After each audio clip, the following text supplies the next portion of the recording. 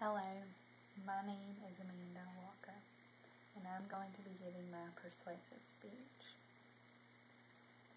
Life behind atherosclerosis. Atherosclerosis is a heart disease that is the main cause of death in the United States.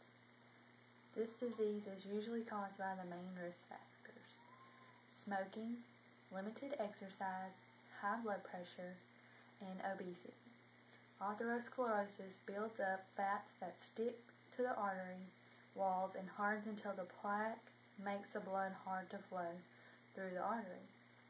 Most people never find out if they have atherosclerosis until it's too late. Severe atherosclerosis has a great impact on diseases that are connected with vascular aging, like a stroke or a heart attack.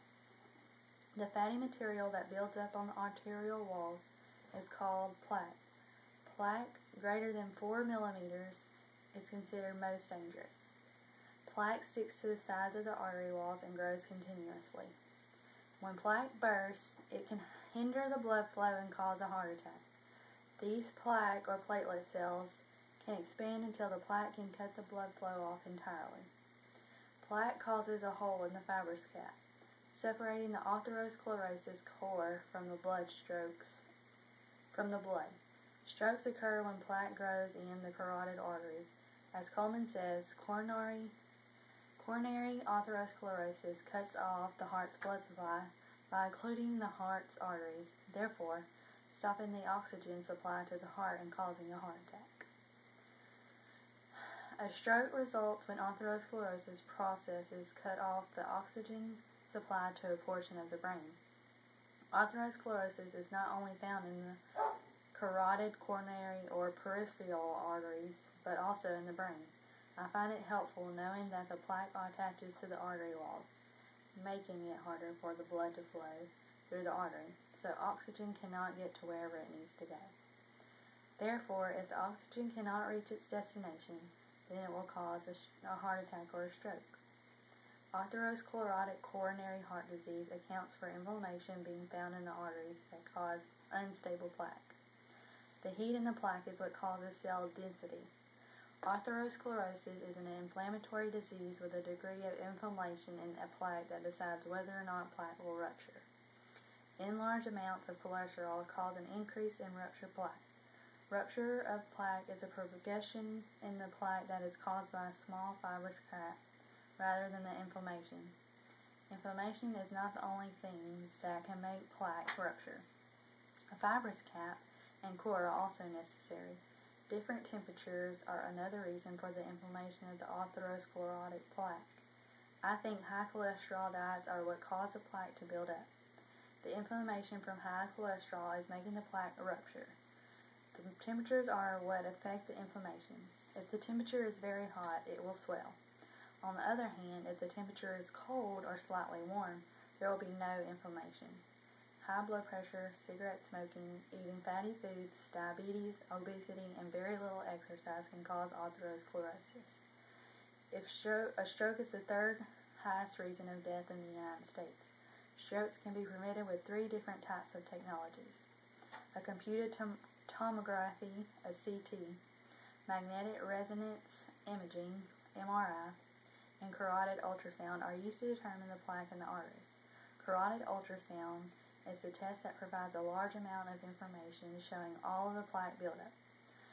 Atherosclerotic disease causes a lot of fat on the stomach, high blood pressure, low and high density lipoproteins, and problems with insulin.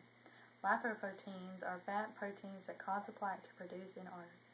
Atherosclerosis of the aorta really was not recognized as a symptom of a stroke until the transphageal echocardiography, the TEE, was invented. In my opinion, these different machines used to take plaque in the arteries are very useful in modern day. Without the advanced machinery, people would not know if atherosclerosis even existed. I recommend, if any of the main risk factors apply to certain people, then a daily checkup would be necessary. To help maintain a healthy heart, propanol L-carnitine and peak adenosine triphosphate are needed. PLC is needed to give energy to the heart. PLC helps improve exercise, produce energy, and condense the size of ventricles. Peak ATP is what hypes energy levels and the well-being of the vessels with renewing levels of ATP. It is very important to exercise because ATP spreads through the blood, causing the blood to circulate. To help prevent atherosclerosis, doctors recommend eating healthier, exercising more, and not smoking. According to Davis, if 70% of plaque blocks the artery, there will be surgery to remove and put in permanent stents. As the information was written in the article, coronary angiography, intravascular ultrasound, and angioscopy have been used in the clinical arena of interventional cardiology with several limitations regarding the identification of the vulnerable plaque. Angiography is the insertion of a catheter into the body that releases X-ray dye. The X-ray dye is used to see all of the plaque buildup inside the human body. Bypass surgery is the most widely used procedure to help remove atherosclerosis.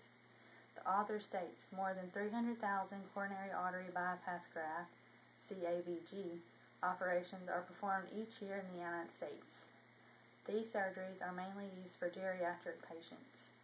CABG is the last procedure any doctor will perform on patients 65 and older because the disease is too complicated to deal with. Along with the same lines, I agree that exercising boosts ATP, helping the blood flow faster through the arteries, preventing the plaque from building up. But PLC is what gives ATP the energy to exercise. Without these two components, there would not be any blood flowing through any arteries. Thermography is a newer technique used to help a health provider become aware of vascular wall temperatures, the cool outcome of the blood flow, and the recognition of vulnerable patient. The transphageal echocardiography, known as the TEE, is used to detect anything not normal with the heart and its major vessels. TEE has helped patients find plaque in their arteries that did not know they had. Another way that helps prevent atherosclerosis is to eat a food called omega-3 fats. These fats are found in fish oil and protect against heart disease. Eating healthy is very important. Changing dietary plans will improve the plaque buildup. For example, eating nuts, seeds, and fruits are a part of a good diet plan. Likewise, eating omega-3 fats found in fish oils reduces and loosens the atherosclerotic plaque. Agreeing with this author helps me learn information about fish oils being healthy. To summarize, atherosclerosis is a disease known for silently killing people. Smoking, not exercising, bad eating habits, and not watching the weight gain can make a big difference in the human body. Learning about this disease helps to know how to prevent it before it starts developing. I trust that exercising, having a good diet plan, and not smoking, being checked annually can maintain a healthy human body. All these preventive tasks made me learn from the disease being in my family, and it needs to be taken very seriously. Thanks.